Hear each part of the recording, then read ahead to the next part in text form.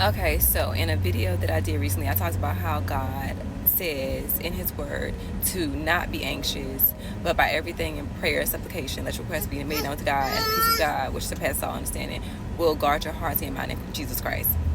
So I was thinking about how good God is, because not only did he tell us what to do, like don't be anxious, don't worry, don't be fearful, like don't meditate on the worries of your life, give them to him, let that be known to him.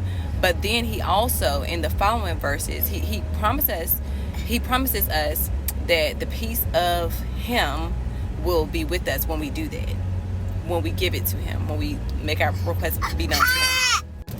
But because he's so good, he doesn't leave us there to figure it out for ourselves on what to think about then, since we're not thinking about what he told us to not think about. He tells us to think on these things, such as things that are praiseworthy, that are honorable, that are true, that are just, that are pure. I'm going off the top of my head, but there's so many things that he tells us to think about that are like lovely, that's peaceful. He tells us to think on those things.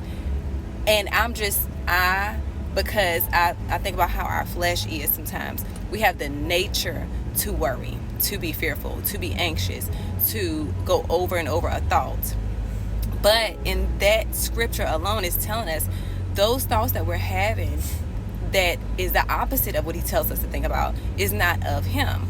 So you don't think about the betrayal. You don't think about the pain, the hurt, the fear of losing your job or finding a job or having a home or having a car or having money.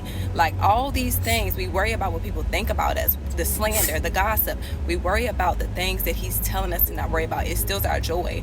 The enemy comes to kill, steal, and destroy. But not only does he come to do that, our flesh will do that to us, our sinful nature. So God gives us what to think about so that we don't meditate on those things. So I say that to encourage you and myself. Next time you find yourself meditating on thoughts that are not of the Father, that are not in Jesus Christ, that are not submitted to Jesus, take those thoughts captive and hold them according to his word. Line it up with scripture, and then you determine who gave those thoughts to you, okay? And then give them back to the sender. Because if it's not of God, it's not for you. As a believer, we have peace in Jesus Christ, not peace that this world can give or take away. So circumstances may come and challenges may come, but the key is to use your power and your authority and your dominion that has been given to you in Jesus. Okay, so a little bit of encouragement for today.